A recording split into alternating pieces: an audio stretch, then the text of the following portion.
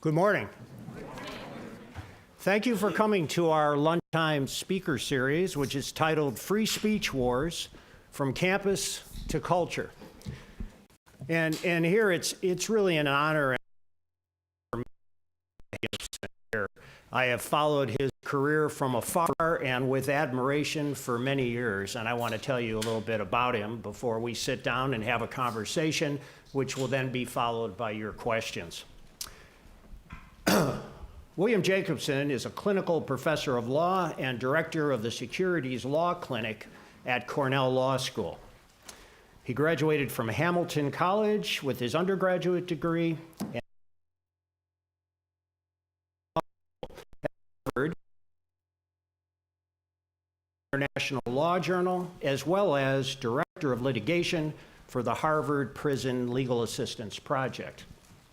Prior to joining the Cornell faculty in 2007, Professor Jacobson had a highly successful career in civil litigation and arbitration practice in Providence, Rhode Island. Professor Jacobson has argued cases in numerous federal as well as state courts. He has a national reputation as a leading practitioner in securities arbitration.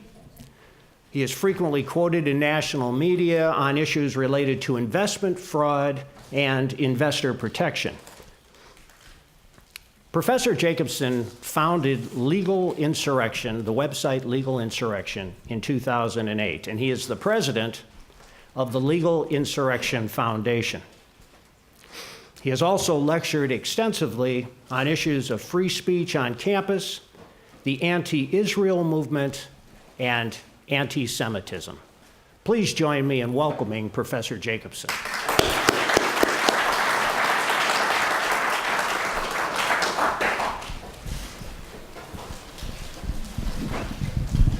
Thank you for those opening remarks. I appreciate it. Well, thank you very much for coming here. It's a real pleasure to have you. Tell the audience a little bit about your background before we get into the substantive questions about free speech. Well, I grew up just outside of New York City, went to Hamilton College in upstate New York, a small school, then went on to Harvard Law School. At Hamilton, I was a Russian studies major. I studied in the Soviet Union in 1980. I did not see Bernie there. I was visiting with the dissidents while he was doing other things. And that was a very formative experience for me. And after Harvard Law School, I went on to private law practice in New York City for 9 years. Then my wife and I decided I couldn't take it anymore in New York City. Between the commuting and just the hassles. And we made a lifestyle decision, and like the Beverly Hillbillies, we loaded up our truck and sold our house, and we moved to Rhode Island, and it was the best thing I ever did. Was in Rhode Island for another 13 plus years practicing law. I was a plaintiff's securities contingency fee lawyer, and then I became very ill in 2006 and had to hang up my practice and close the law firm. And when I was trying to figure out what I would do, I thought of the phrase, those who can't do, teach. So I couldn't do, so I saw that Cornell was looking for somebody. I threw in a resume, and the next thing you know, I'm there. Just for those in our audience who may not know, you mentioned not seeing presidential candidate Sanders in the Soviet Union in 1980. Yes. Would you want to tell them the rest? He's very famously has the photos where he was on some sort of solidarity mission or something like that. But when I was there, I actually was there 3 times, and mostly once through Hamilton and once through Middlebury College, where I studied Russian language. And I became very close with a lot of the refusnik families while I was in Moscow. Refusniks were Soviet Jews who had put in an application for a visa to emigrate to Israel and were refused. And when they were refused, they would lose their jobs. And so when I went over there, I became very close with a couple of the most prominent refusnik families and spent a lot of time with them.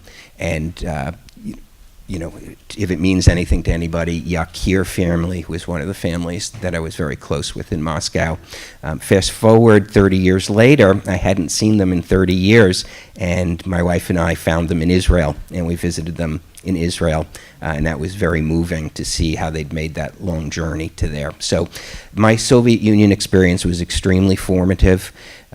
It was, you know, I realized if you talk about the oppressive power of the state, and it's unfortunate that kids nowadays think that's cool, think that, you know, hammer and sickle is cool, but those who, I didn't live under it, but I witnessed it firsthand, realized what oppression really is.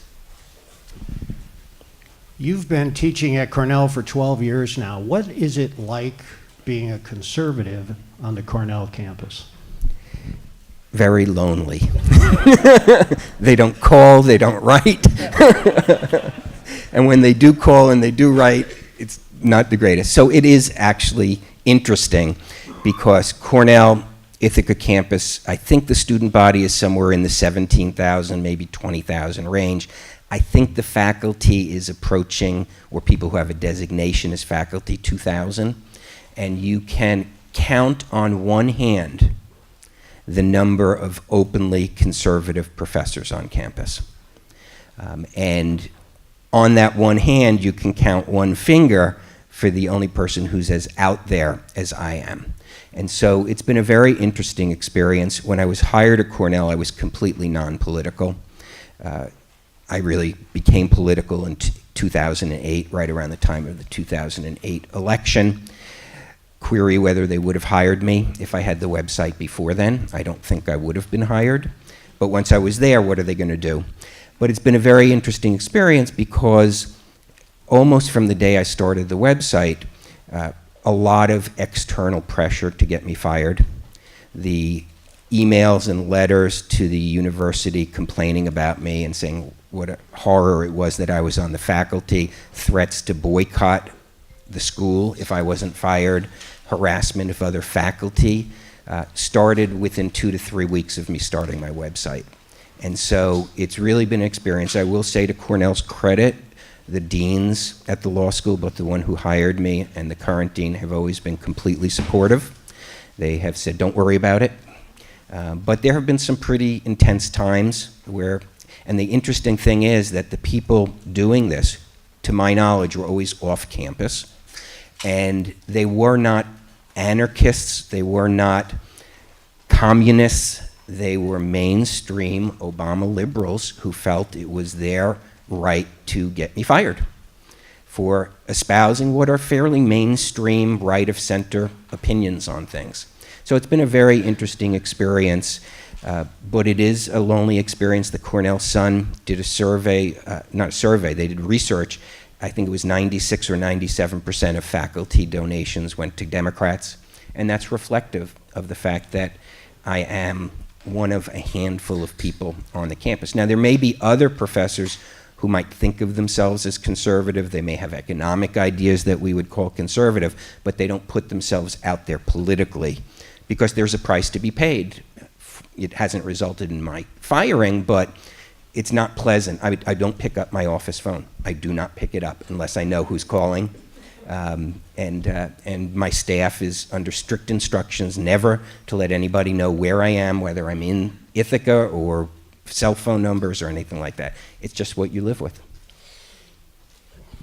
That leads me to my next question, which is, why did you decide to start Legal Insurrection? As I mentioned, I was never political, or I shouldn't say I hadn't been political since law school in early 1980s. And I was practicing law, too busy. When I moved to Rhode Island, I had a little more time, but it's the most democratic state in the country, and it just wasn't worth it for me to get involved in politics, appearing in court in front of judges. It just wasn't something I really wanted to do. Got hired at Cornell, and I think, like a lot of people, 2008 was something of a transformative year. So I'm getting more and more frustrated with the media bias, media meddling in our election, if you want to put it that way. But it kept my mouth shut. Then in late August 2008, I'm having dinner with a former client, somebody I had won a lot of money for, And we'd become quite close, as couples as well, but we'd never spoken about politics. And at dinner, he asked me, well, who are you voting for? And I said, I'm voting for John McCain and Sarah Palin. And then we got into about a 45-minute to hour-long argument over politics. And at the end of it, he said, I've never heard anybody explain as clearly as you do your side. You should start a blog. I had no idea what a blog was.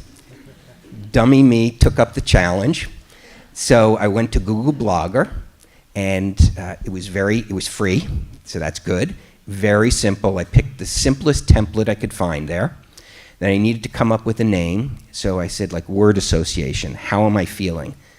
The word insurrection came to mind. That's the way I was feeling. And then I looked it up, and an insurrection, by definition, is illegal. So I said, it's probably not a great idea, so let's call it legal insurrection, which is a contradiction in terms. And that's how I got the name. None of this was planned. None of it was thought out. I was so naive, I didn't even know you could use a pseudonym to write on the internet. So I used my real name, which was the best choice I ever made, because I don't think people take you seriously unless you're willing to put yourself out there. But I didn't think that through. I just used my real name. And as I mentioned, my first post was October 12th, 2008. So we just had our 11th anniversary a couple of days ago. And by the end of October, the emails were coming in demanding I be fired. It was shocking to me at first, because I'm not saying, I'm pure as the driven snow and I don't use profanity. But what people would put in emails was really shocking to me. It just went on from there. And that's how I started it. And it was me alone for 2 years. Then it was me and a student from the Cornell Republicans, because I'm their faculty advisor. I'm basically the faculty advisor to almost every non-liberal group on campus. And that's not a joke. She wrote for me. So for the third year, it was just me and a student. And then we got a little bit more organized, and the website's developed over the years. And now we've started a research foundation. And it's been an interesting ride. I always try to remind people, this isn't actually my job. Okay, I do this in my spare time, even though it's how I've become known to most people. It's not actually my job. It's been an interesting trip. I wouldn't change anything, but putting yourself out there has interesting aspects to it. Would you describe for the audience the tack that Legal Insurrection takes in covering campus free speech and other issues? Yes, we've gone through some iterations over the years. We used to have a website called College Insurrection, which we ended up folding into Legal Insurrection because we couldn't develop an audience independent of Legal Insurrection. And that's more of an aggregator. And so we still have that. We just aggregate stories from other places about what's happening. But we also do very in-depth coverage. Some of you might be familiar with what we did on the Overland College Gibson's Bakery case. And we've done that on many different issues. We've litigated FOIA cases to get school records with regard to the anti-Israel movement in public schools. We've sent people to campuses. We generally, our mode of operation is when we seize on an issue, we don't let go of it. And we cover it in much more depth than anybody else, as was evidenced by Overland College. And that's a perfect example. We've covered numerous controversies at Oberlin over the years, which is why I was so attuned when this bakery boycott happened and bakery protests, because that was about the 5th time we've covered something like that at Oberlin. And so we just latched onto it. We never let go. We were the only national media outlet with the reporter in the courtroom every single day at great expense to us. And it paid off for us because when the verdict finally came down, we were the only one who had been covering it. And so but that's just typical of what we do. And we try to, particularly in the early years of the website, we acted as something of a first responder with regard to pro-Israel groups on campus before a lot of the bigger organizations got involved. So when the American Studies Association passed the academic boycott of Israel in December of 2013, we organized a reader effort to reach out to university presidents to obtain statements condemning the boycott as against academic freedom. And we started that ball rolling through a reader outreach. It got to the point, once we'd gotten 20 or 30, then big groups got involved. And then we ran it up to 250 university presidents who condemned the academic boycott passed by the American Studies. And that was through our website, because we had an interested and active reader. And those are the sort of things we do on campus. We try not just to cover what I'll call the, college student says something stupid media sort of thing. We try to get deeper into it and try to have a bigger impact when we can. You mentioned the Overland case. For those in the audience who don't know about it, would you talk about the facts of the case and your involvement?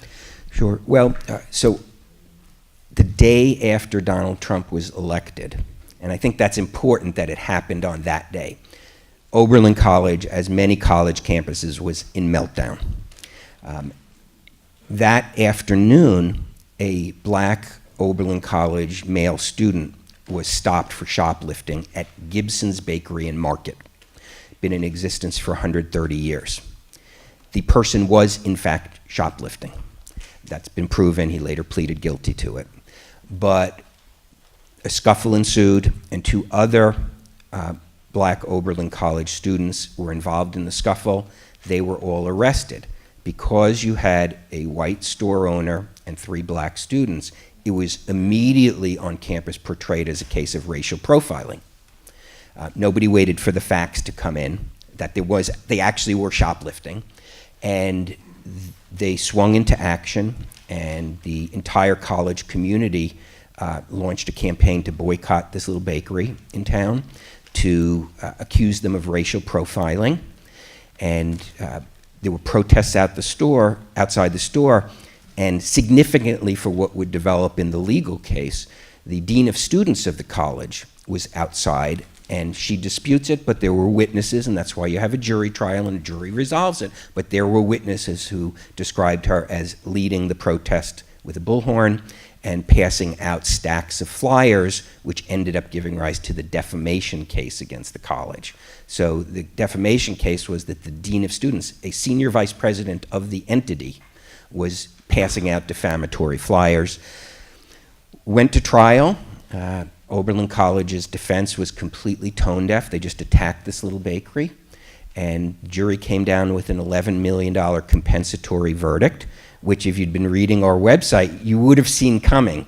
We certainly couldn't predict a dollar amount, and jury verdicts are always uncertain, but each day we would report on the testimony, and it was just a dumpster fire for the college. Horrible internal text messages and emails came out about their attitude towards the bakery, and it really, so when the $11 million came in, now the media starts to pay attention to it. Then they moved in, it's bifurcated, because in Ohio, under Republican tort reform, you have a bifurcated trial for compensatory and punitive. So they went to the punitive phase, and then a $33 million punitive verdict came down. Those were reduced, the combined 44. Irony of ironies. Ultra-liberal Oberlin got the benefit of Republican tort reform, and those were knocked down from 44 under tort reform caps to 25 million, still significant. And that is the case, and it just really came to epitomize for a lot of people the dismissive, arrogant attitude that some college administrators have towards the community, and have towards people who are perceived as being, and the Gibsons actually are Democrats. I mean, they're not conservatives, but kind of identity politics on campus trumped everything, including the facts. And I do believe that had it happened on a day other than the day after Donald Trump was elected, maybe we wouldn't be here today. Are there any other lessons that we can draw from the Gibson family's response to Overland College? It was a very tough fight for them, and unfortunately, David Gibson, who was involved in this, So there are three Gibsons. There's the grandfather, who's roughly 90. There's David, who I believe is in his late 60s. And then the younger Gibson, who was the store clerk that day, who stopped the shoplifters. David Gibson, they just announced, has pancreatic cancer and is in the hospital and probably isn't going to make it. But they had a very tough fight. Oberlin fought this tooth and nail. Oberlin College's legal fees, because it came out in the post-trial phase, because Gibson's also got legal fees awarded to them. Oberlin College's legal fees were $5 million. They fought this as bitterly and as vigorously as any corporation would fight any lawsuit. And the plaintiff's lawyer's time was also about $5 million into it. This was a very hard-fought case. The college fought every single thing, motion after motion after motion, even post-trial motions. And it was really, and so what is the lesson? The lesson is, one, it's not easy to go up against a large corporation, and universities are large corporations. And or at least at the administrative level, they're large corporations, and they have the resources to defend themselves. Probably insurance was paying for the defense, although I don't know that insurance will pay for the verdict. There's difference. Insurers have to defend, sometimes even if they're going to disclaim coverage. So this was paid for probably by the insurance companies. They were never able to negotiate a settlement. And I think it's very tough. If it weren't for plaintiffs' contingency fee lawyers representing the Gibsons, they never could have fought this thing. And so, you know, the lesson is it is possible to stand up, but it's very tough. And nobody should think that just because the Gibsons won this case, every aggrieved person on a university campus is going to have an easy time of it, because that's not what happened here. And I think that the college is trying to portray themselves as the victim and trying to portray themselves as the protector of student speech. And what they did as soon as the trial was over, they mounted a publicity campaign which said that they were held liable for student speech. This case sets a precedent, because if universities are held liable for student speech, then universities will feel compelled to suppress student speech. But that is not, in fact, what the college was held liable for. The jury instructions are very clear. The claims are very clear. They were held liable because one of their senior officers allegedly was passing out defamatory statements and interfering in the bakery's business. And just like any other corporation, if you have an officer acting within the scope of their employment and they commit a tort, the corporation's potentially liable. That's all this is. This is plain vanilla corporate and defamation law, but Oberlin College appears to have convinced a significant part of the higher education industry that this is a threat to free speech on campus, and I don't believe it is if anybody understands it. On the Legal Insurrection website, you use the term cancel culture as well as call-out culture. Would you explain what that means?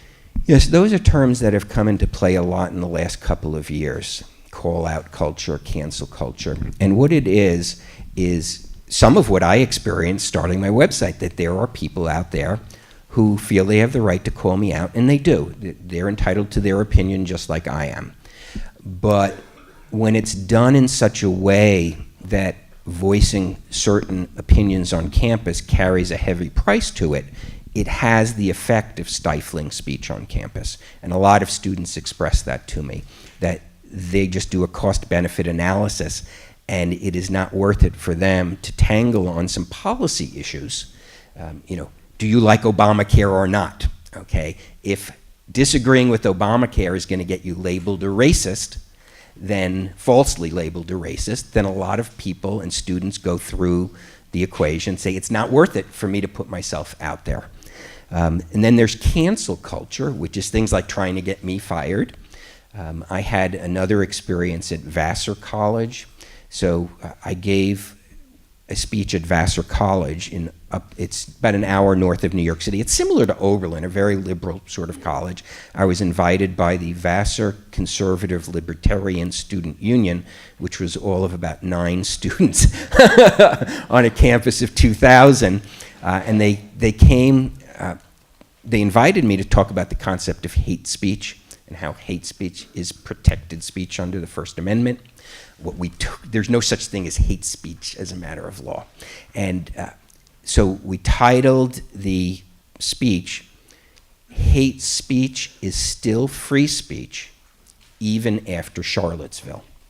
Because my concern would be that, as horrific as what happened in Charlottesville was, that it would be used as an excuse by people who were already inclined to stifle right of center speech. And what happened in Charlottesville was not right of center, it was criminal. And so I felt it was important to go over with students. And I went to Vassar because I'd spoken there several years earlier against the academic boycott of Israel. And so as soon as the posters went up for my speech, the entire campus melted down. They organized 2 campus-wide forums to address how they were going to deal with me coming to campus. They spread rumors in email that I was a white supremacist bringing my white nationalist supporters to campus to target people of color. Complete fabrication. They organized safety committees for me coming. The student government, and here's the cancel culture, the student government executive board demanded the president cancel my speech, cancel my appearance. And as a lawyer, one of the great lines I've ever seen in their letter was, they said, "We demand that you breach the contract for him to appear on campus." To her credit, she didn't, I think she could have done a better job, but she didn't cancel my appearance. I had to be escorted onto campus. It was really an outer body experience, which I'm not the only one to go through this, where they're talking about this person, and after a while you realize that's you they're talking about, and it bears no resemblance to you. And so I got escorted on. They not only had the safety teams, they had safe spaces, and they had teams to guide people to safe spaces with glow sticks in case they couldn't find them. And the library was one of the safe spaces, and I kid you not, they had coloring books for college students who felt triggered by me being on campus. The end result of this was actually good. My speech probably would have gotten 20 people, the 9 students in the Conservative Libertarian Union and their friends. Instead, we had almost 300 people. The largest lecture hall on the campus was overflowing into the hallways. 45-minute speech, which was a basic civics lesson on what free speech means, why historically it is actually, those protections have benefited the left more than the right in this country. The civil rights movement could never have taken place without the protection of the First Amendment. I went through the Bill of Rights with them and how none of them are willing to give up on campus, even though the Bill of Rights doesn't technically apply to what the college does. It's a private institution. But I said, who here wants the administration to be able to search you just because they want to? Who here wants them to be able to take your stuff without due process to dispute it? And nobody, I said, why is it the only right you are eager to give up on campus is your free speech rights? And we went through this 45-minute lecture, hour and 15-minute question and answer. No interruptions, even though about 50 students had shown up in the hall dressed like Antifa with the black and the black masks and everything, intending. The second I started speaking, they realized I wasn't this monster I'd been portrayed to be.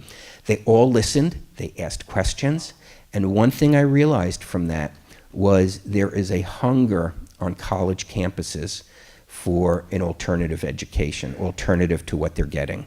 There is a hunger among these students to be taught about history, the actual history, not the politicized history that they're hearing, to be taught about the Bill of Rights, to be taught about constitutional principles. And I received a number of emails afterwards from students who apologized for the way I was treated. And they told me that it had a huge impact on campus because they realized that their student leaders, who were activists, had lied to them about who was coming to campus and what the talk was about. And so that's cancel culture. I mean, numerous conservative speakers have experienced it. There's some famous cases. I mean, Ben Shapiro's always they're trying to cancel him directly or indirectly. The tactics some universities are using are security fees. And so at Cornell, we had an experience, I don't know if you know the name Michael Johns. He was one of the original Tea Party founders, Tea Party movement people, and his son is a student at Cornell. And they invited him to speak on campus, and he wasn't even invited by the Cornell Republicans. He was invited by the Cornell Political Union, which is a nonpartisan group that sponsors debates on policy topics. And he was going to debate people on something related to Trump. And university police picked up chatter on Facebook that there were planned disruptions of the event. And so rather than providing the protection needed to avoid a disruption, they went to the Cornell Political Union and said, you have to give us $2,000 for police protection, or you have to turn this private and move it to an undisclosed location. They said, well, we don't have $2,000. And so they had to move it to an undisclosed location, which obviously limited access that people had. And even then, they were found out and students protested and banged on the doors and things like that. That's camp. I mean, I could give you a dozen or 2 dozen, but we don't have all day here. This is what's happening on campuses, an intolerance for differing opinions that, they say they want to ban the Nazis from campus, and everybody says, well, okay, nobody wants Nazis on campus. But then they redefine Nazis to be everybody who's right of censor. Okay, and so that's what's happened on a lot of college campuses. I think there is some pushback to that. Cornell has revised its security fees. They no longer will apply it merely because there's a controversial speaker. It was like a controversial speaker fee, because who's going to be controversial on Cornell campus? Somebody like Michael Johns. I mean, Cornell every year has a communist conference on campus. Not liberal, communist conference. Nobody interrupts it. Nobody interferes with it. Nobody protests it. They don't need to pay their controversial speaker security fee. And so I think there's pushback, and I think some other universities around the country are coming under pressure to revise those security fees, because otherwise you're just rewarding the heckler's veto by means of a security fee. And that's the call out and the cancel culture. And I think a lot of the problems I see on campus are cultural problems among the student body, obviously influenced by faculty, obviously influenced by administrators, but students feel under a lot of peer pressure to conform to the liberal party line. Let's stay on hate speech for a minute here, because I talk to young people all the time about this, and a lot of young people, and some not so young people, think that there is, or at least should be, a hate speech exception to the First Amendment. And in addition, a good number of them think that what you just called the heckler's veto, or the shout down, that is as legitimate an exercise of the First Amendment as is giving a speech and being allowed to hear it. Would you address both those points? Yes, and that's something I spoke to the students at Vassar about, that your right to free speech. Yes, you do have the right to express disagreement with the speaker, but you don't have the right to prevent the speaker from speaking, and you don't have the right to prevent others from listening. And there's not necessarily a bright line. There are some obvious cases. If you take over the stage and force the speaker out and attack people, then you've crossed the line. You can boo, you can clap in some normal manner. So there is a gray area, but that is a very common view on campuses. I think there have been various studies. I think one of the Yale entities did a survey or hired a pollster to do that, and a shocking number of students believe that interrupting speakers who you think are hateful is appropriate, and shouting them down, and even using physical violence towards them. I mean, shocking percentages of students. I don't think it was a majority, but it was a plurality. I mean, it was 30, 40% of students. And that's because they have been taught that the most important thing is how you feel about what somebody is saying. And if what they are doing makes you uncomfortable, then their words, in the student's view, are violence. They are actually causing a physical impact on you. And that is a prevailing wisdom among a great number of students. And they don't hear an alternative view. And the alternative view is, well, what if I consider what you just said to be hurtful to me? Do I get to stop you from speaking? And if that's the measure, what you're doing is you're turning free speech into a power play. And on this campus, you may have the power to shut down other people's speech. But outside those gates, it's a different world. It's a world where Donald Trump was elected. It's a world where Republicans control the majority of legislatures.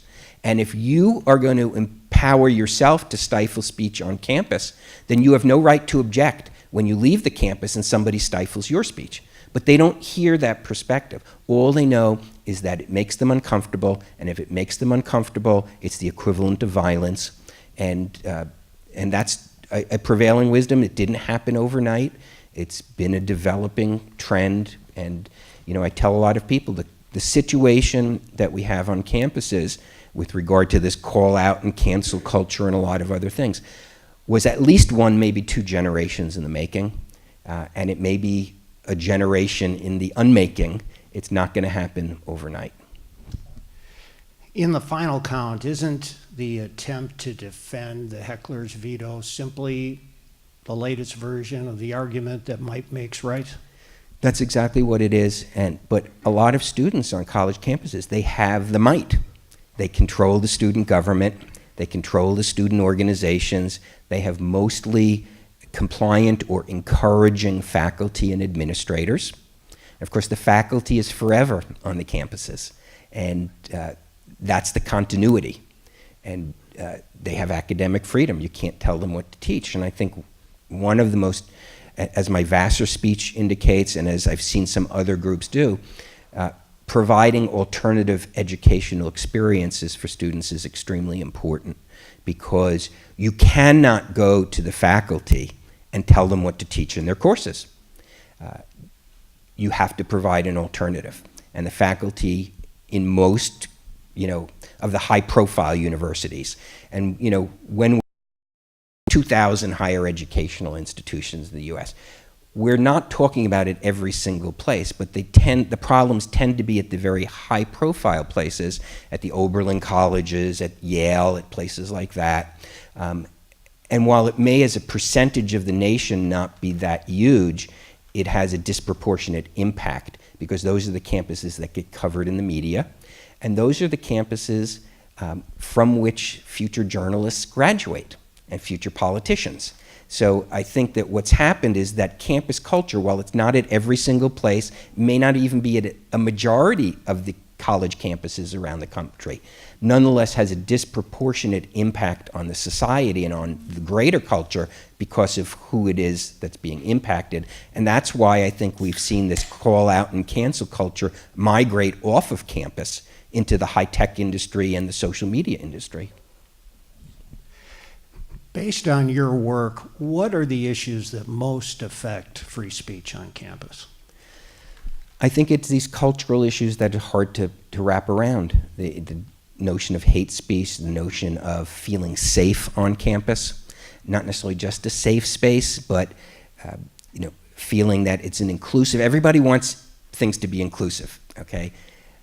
But if the doctrine of inclusivity means anything that offends you it's no longer inclusive, it gets back to this might makes right. I mean, there's somebody, I forget who it was who said it, had a great tweet and said, "I'm willing to ban hate speech as long as I get to decide what hate speech is." And that is, I think, the problem that we have. And so it's a cultural thing. There's no quick remedy to it. But I think there's a lot of things that can be done in terms of educational opportunities. One thing I've noticed, and it's purely anecdotal, but I've heard it from other conservative professors, is that I think there's a backlash building among students to the repressive culture, speech culture on campuses. And I've noticed it because it used to be my website was, the little secret on campus. I mean, they all read it, they all know about it, but students would never really talk to me about it. maybe at the end of the semester, they'd come up to me and they'd literally whisper, "I really like your website. My parents turned me on to it." And now, in the last couple of years, I've noticed they talk about it openly in front of other students without that fear.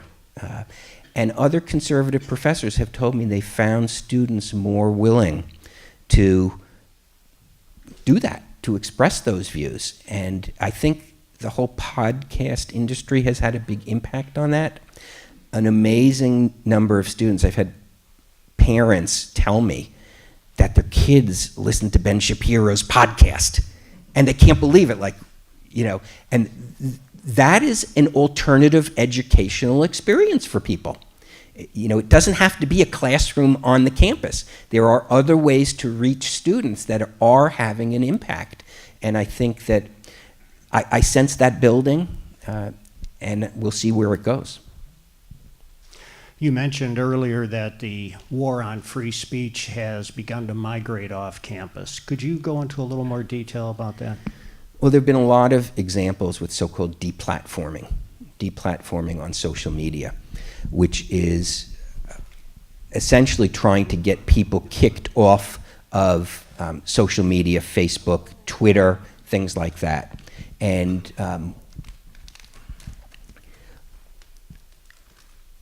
it's anecdotal, it's hard to quantify it. We don't have access to Facebook's internal statistics or Twitter's internal operations, but it seems disproportionate that right-of-center groups are being deplatformed.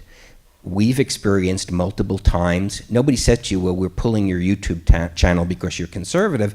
Instead, they have some cockamamie reason why it was pulled, and we were able to get publicity for it, so we got restored. Our Facebook page. One of the other websites that I run is something called ElizabethWarrenWiki.org, because we did so much research on her. We created a wiki site. Facebook just took down our page, but we were able to get publicity about it, and they restored us. Just a lot of anecdotal things. Prager University produces amazing videos. They've got millions of viewers, and their videos, or many of them, are restricted on YouTube. Is there any equivalent liberal group, what do they call them? Something Democrats. There's liberal groups who do that viral content and get millions of views on their videos. They don't get restricted. Why does PragerU? And so there's a lot of this anecdotal evidence. And then there's a very, very troubling trend that's coming of deplatforming people, not just from social media, but from the internet. And of course, it always starts with the worst of the worst, because nobody wants to defend the worst of the worst. So Stormfront, the neo-Nazi website, nobody wants to defend their content, but they were literally kicked off the internet. Cloudflare deplatformed them. Cloudflare is like a gatekeeper to the internet. They've been kicked off all social media, all hosting platforms. They finally found a server someplace in the middle of Europe or something like that to host them. And of course, nobody wants to defend their right to speech because of who they are, but it never stops there. And what you're going to see is if they can get them deplatformed from the internet, not just from Facebook or YouTube, it's going to move down the food chain, and you're going to see normal right-of-center groups who will be branded as hate groups by the Southern Poverty Law Center, and they will then use that hate group designation. I mean, Alliance Defending Freedom has had enormous success on religious freedom in the US Supreme Court. Okay? They've won case after case, yet they are branded a hate group by the Southern Poverty Law Center. And Rand Paul and Ben Carson were once on the extremist lists. We broke that story at Legal Insurrection, and Southern Poverty Law Center, oh, that's a mistake. But it's not a mistake, because when Ben Carson and Rand Paul are being put on a list of extremists, you know they are not reserving these lists for the Ku Klux Klan and the neo-Nazis. Okay? And that's what happens. If you don't defend the worst people's right to speak, then it is a matter of time before it moves down. And I think that's where we're heading. We've seen it in attacks on advertisers. Media Matters has had a decades-long targeting of Fox News advertisers, of Rush Limbaugh advertisers. That's an attempt to deplatform them, because if you can deprive their radio stations of revenue, they're not going to carry the show. And if you can deprive Fox News of revenue, they're not going to carry that host. And so it's a very pernicious factor, and I think that's where we're going. And unfortunately, the high-tech industry is now populated by the students who were raised in this call-out and cancel culture. And they, just like they want to cancel the speech on campus for someone they consider offensive, now they want to kick them off the social media platform. Or they just do it, and if you're not like us who can get some publicity, it's amazing how quickly we got restored to Facebook when Fox News ran a story about us and called them for comment. But not everybody can do that.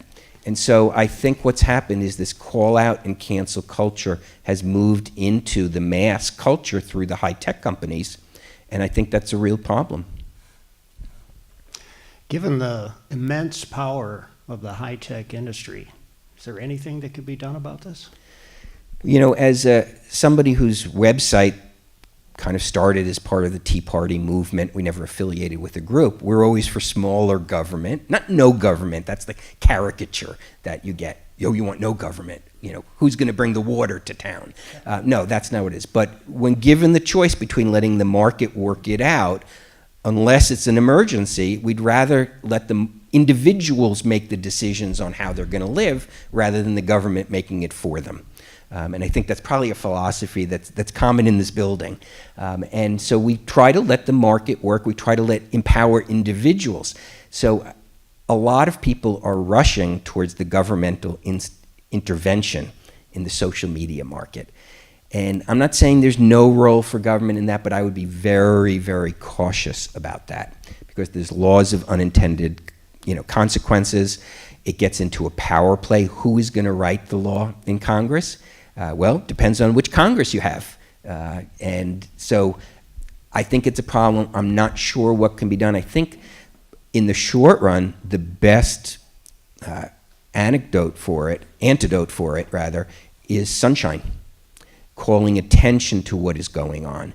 Because even mighty Facebook is responsive to a major media corporation calling them and asking for comment on why you closed this person's Facebook page.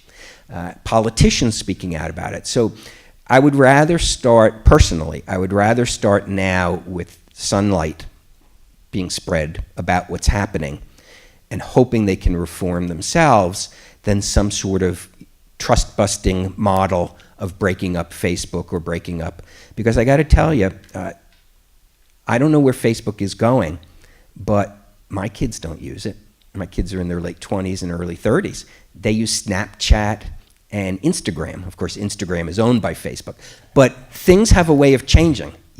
These behemoths who we think are all-powerful may not be 5 years from now as alternatives arise. So I would rather shine a light on what's happening. I would rather have a public outcry. I would rather hope that they will be responsive. And if you're going to tell us you're just a neutral platform, and that's why you have these legal protections against lawsuits, because you're just a neutral platform, then live up to what you've promised us you are, rather than having the government write a 300-page bill that gets stuffed with all sorts of things in it you don't realize until afterwards or at the last minute.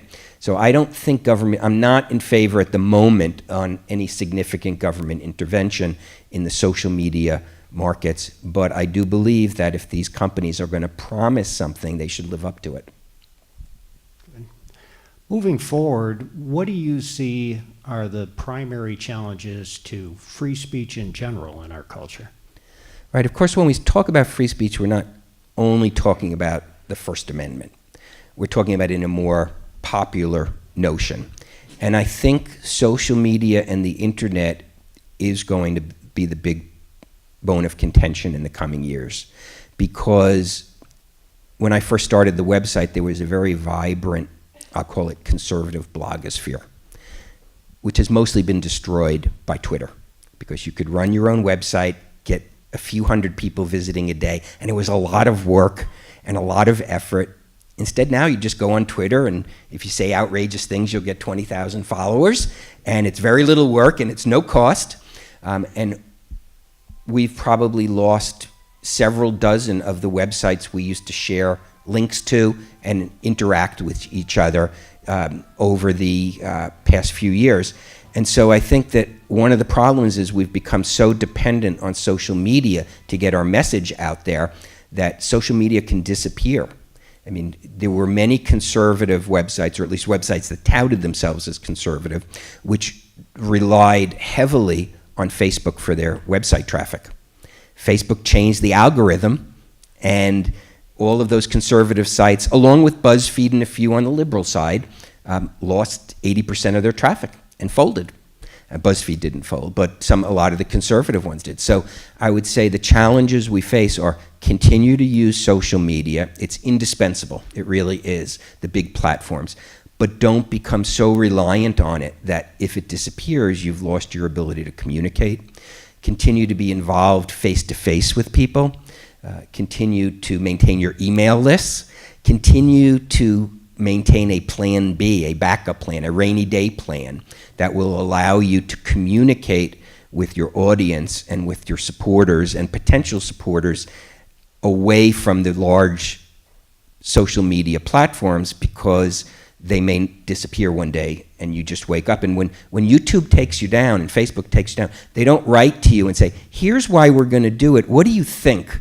Okay. You just go to log in and they say your account's been disabled. That's it. There's no one to call. There's no one to write to. You're gone. On the other hand, I ended my Facebook account months ago, but they won't close it. Well, tell them you had me as a guest here. They'll close it. On the Legal Insurrection website, you write much about the phenomenon known as intersectionality, which has become the mantra of the left. Would you explain to the audience what that means and how it affects life on campus and in the public sphere? Intersectionality means a couple of different things. It, by the way, was developed as a theory by one of my law school classmates who went into academia right out of law school, whereas I went into private practice and accidentally ended up in academia. And I think there's a lesson there that you cannot understand oppression of an individual unless you understand the interlocking and intersecting oppressive forces that operate on them. So the way she developed the theory originally was that it's not enough to apply feminist theory to the oppression of black women, because black women have multiple forces of oppression working on them, both racial forces and gender forces. And therefore you've got to consider all of these interlocking systems of oppression.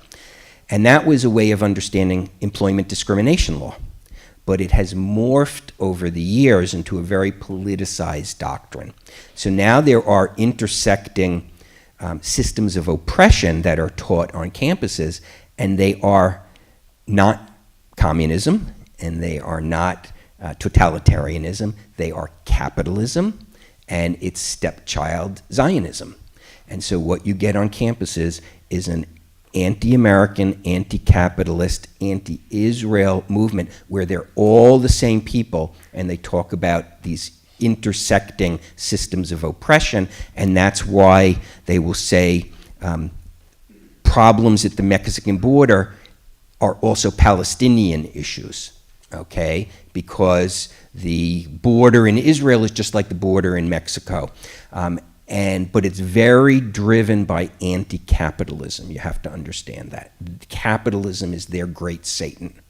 And that's why it's taken hold on a lot of campuses, because for students who haven't been taught history, Mao is cool, Stalin is cool, because they're not taught about what these people did. And so you see that, and I see it even at Cornell, where they have literally a communist conference every year. And I'm not saying they shouldn't, but there's this watered down, filtered view of history. And so that drives a lot. But then there's a separate aspect of intersectionality, which was not part of what it originally was. And it's very much tied into identities. And there are hierarchies of victims. And the more of the victimized identities you have, the higher you are on the hierarchy. And that very much motivates students' attitude towards things. And it is the single dominant philosophy on campuses. Everything is intersectionality. The Vassar student government, the year before I showed up on campus, declared itself to be an intersectional feminist organization. This is the student government. The word is thrown around, and nobody really explores what it means, but it is the dominant culture on campuses. Thank you. We're about to turn it over now for your questions, but before we do that, please join me in thanking Professor Jacobs.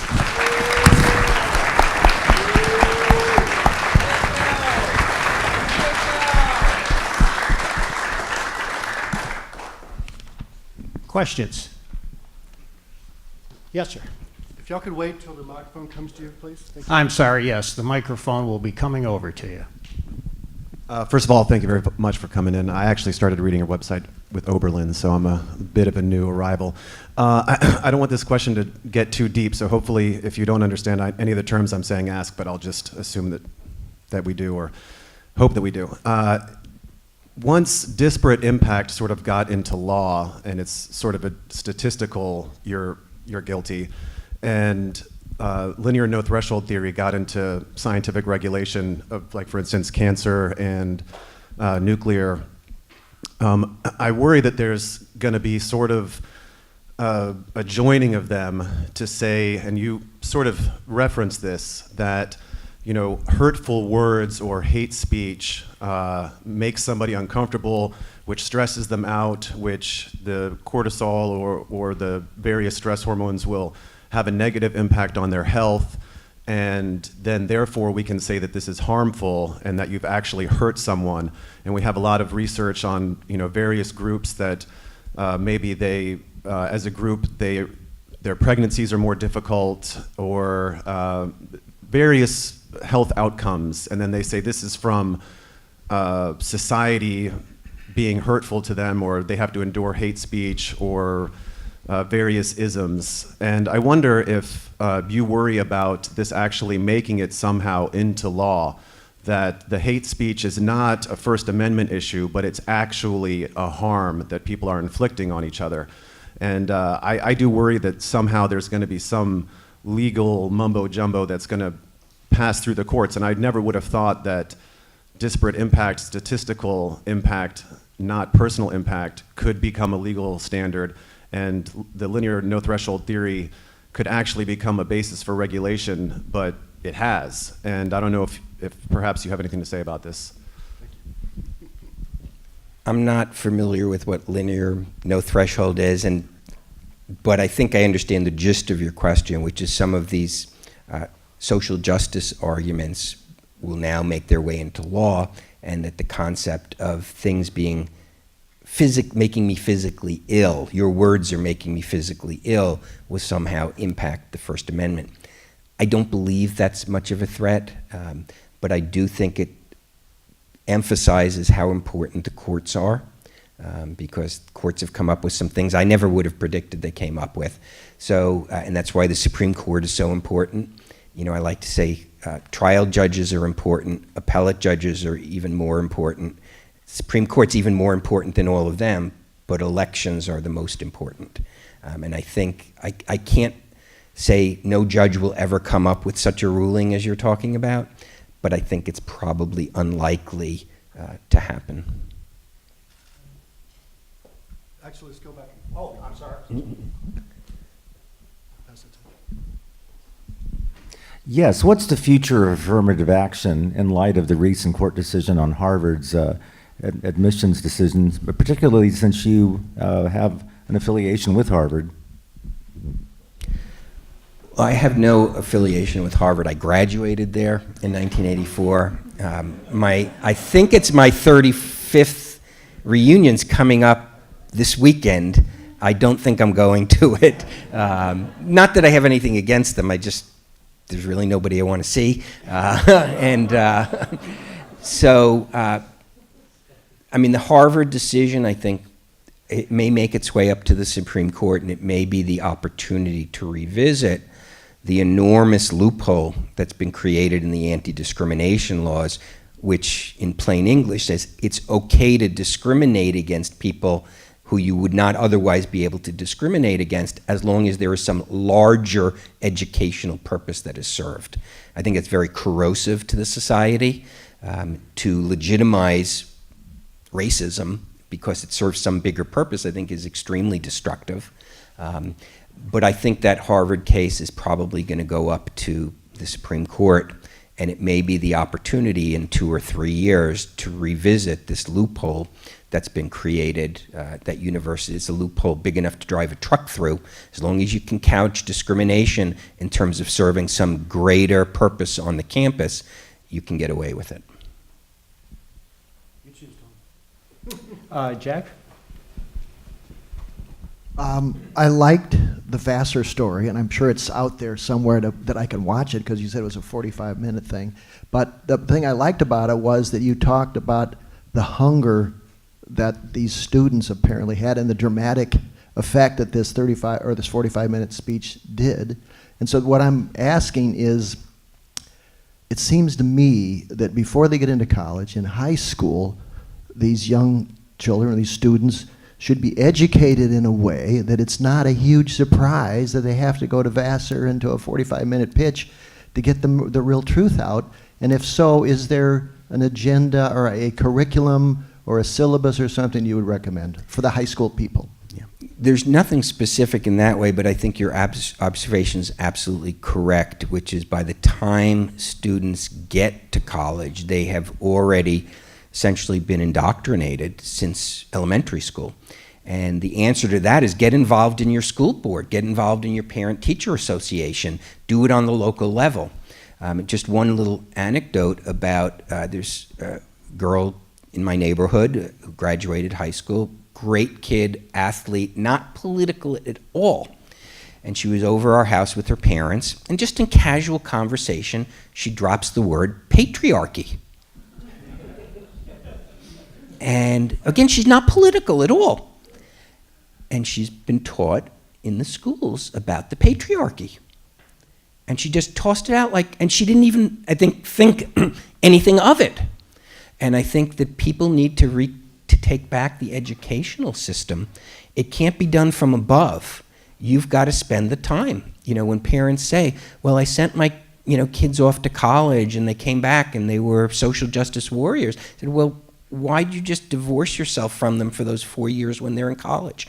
I think the single greatest impact that I noticed, because since I am the advisor to almost every non-liberal group on campus, the students who are coming into Cornell who have those conservative principles, they have parents who were very involved and who made sure they got that education. If you're going to hand your kids off for 12 years to an educational establishment that uses Howard Zinn to teach history, what do you think is going to happen? So get involved.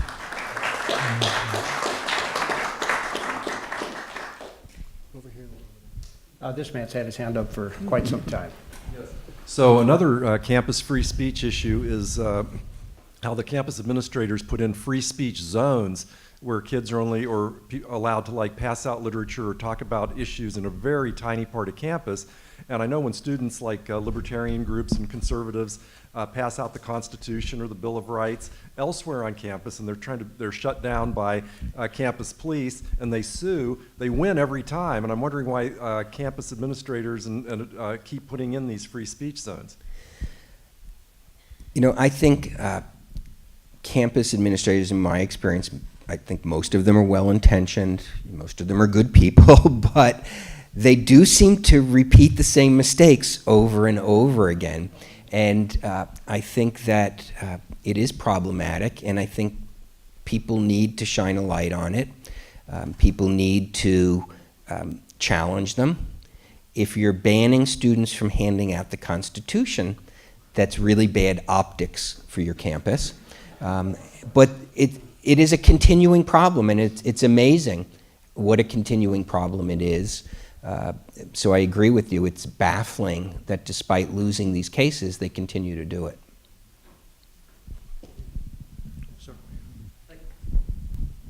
Particularly in light of the judgment against Overland and the successful attempt at litigation against the Southern Poverty Commission, do you see a role for civil litigation in reining in a lot of abuses on campus?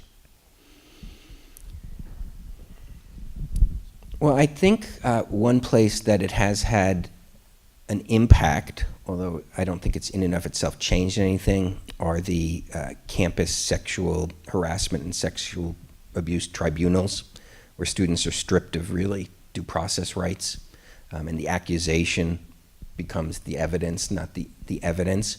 And there have been a lot of lawsuits against schools, and they've lost a lot of them, and they've had to settle a lot of them. I don't think that's going to change it, but that's one area where I think it's been somewhat effective. I know there's a lawsuit that just got reinstated against the University of Michigan regarding their, I forget what they call it, bias response team. Now they changed the rules for the bias response team, but the lawsuit just got reinstated by the Court of Appeals. So I think there definitely is a role for litigation. But I always caution people, don't bring litigation for anything, but particularly in this area, just for the sake of bringing it. People really need to think through, because bringing a litigation challenging a practice and losing it is worse than having never brought the litigation at all. So I think people are sometimes a little quick and don't think strategically about it. But yes, I think there is a place where individual rights are being violated, or if state law is being violated or federal law is being violated, I think there absolutely is a place for civil litigation.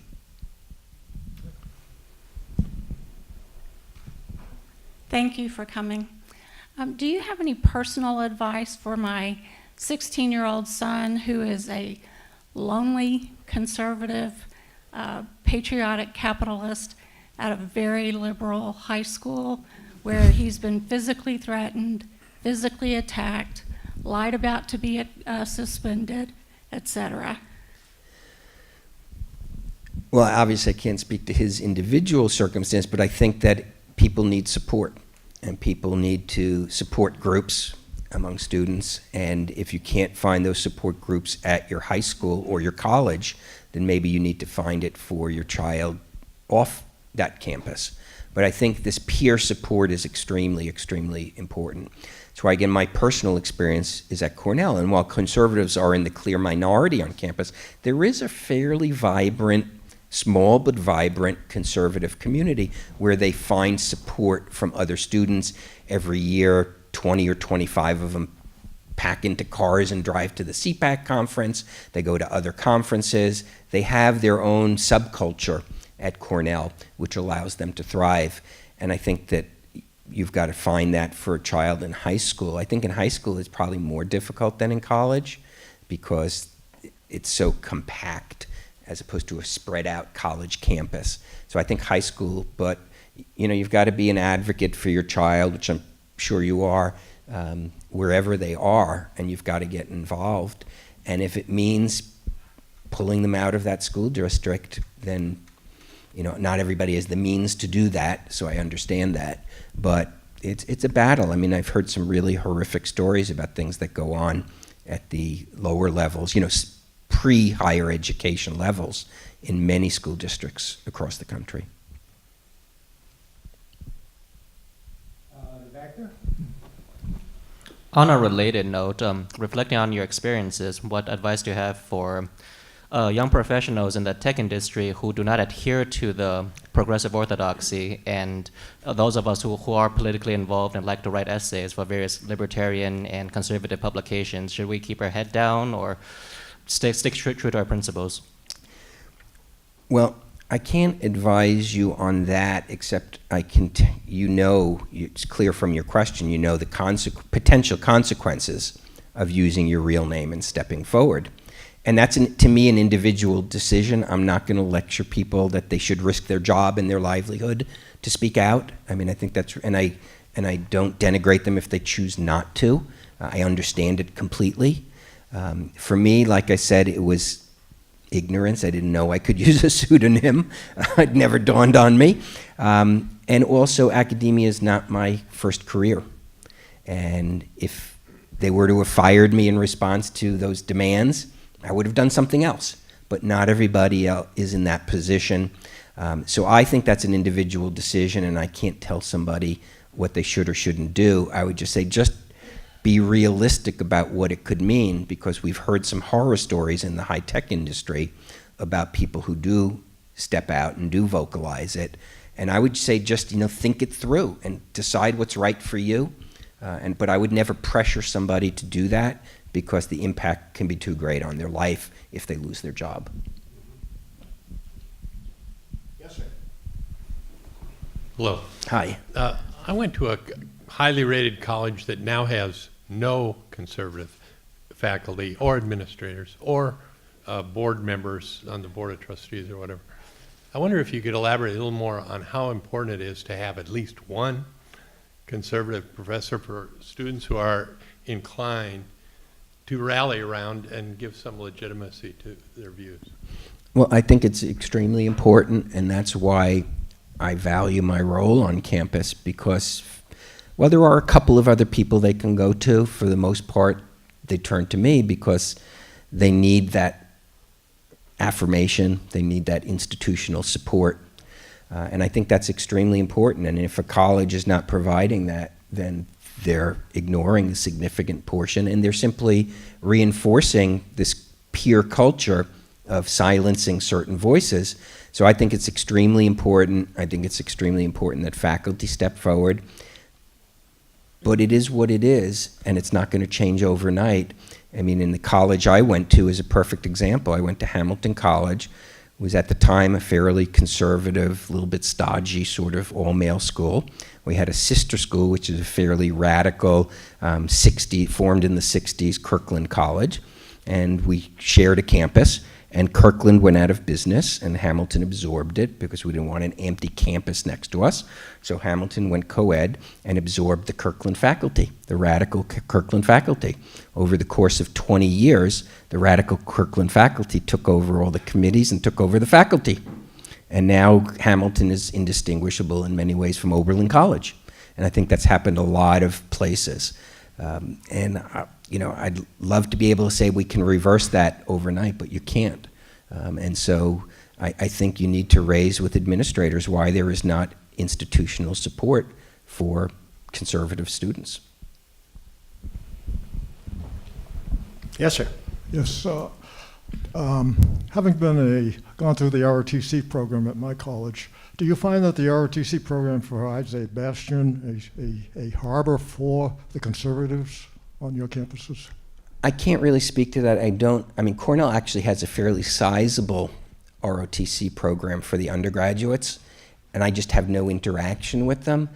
But at least on the surface, you would think that that would provide another community where students can feel comfortable, and I think that's important. We have 4 minutes left for questions. Over here? Yes, I'm sorry. This man hadn't gone yet, so my apologies, sir. You mentioned that you see the beginnings of a backlash growing, and I wonder, considering that a lot of these controversies have to do with how we define words like fascist or violence, what about the word liberal? Do you think maybe it's time to stop using the word liberal for people who seem to have no understanding or respect for the core tenets of liberalism in the Enlightenment sense? Well, liberal is becoming something of a dirty word on campuses. It's not radical enough. Okay, it's too establishment. And so to be called a liberal on campus is generally not a compliment when it's coming from more progressive students. So they call themselves progressive or socialist. And so, yes, I mean, I agree in many ways. I consider myself an old-fashioned liberal, which is individual rights, keeping the government off my back. I mean, when I was growing up, those were, at least at one level, liberal principles. Whereas now, liberalism as a political matter has come to mean using the power of the government to force people to do things that you want them to do, which is the opposite of, so a lot of things have changed in the last 2-3 decades, including what it means to be conservative. So those phrases are all going through a transformation, but I agree with you that liberal does not mean what on campus what you and I might have thought it meant. Yeah, time for one last question. You've had your hand up for a while there. Yeah, thank you. Are you aware of any campuses that would be a good example of free speech and what that would look like? I'm going to think about this.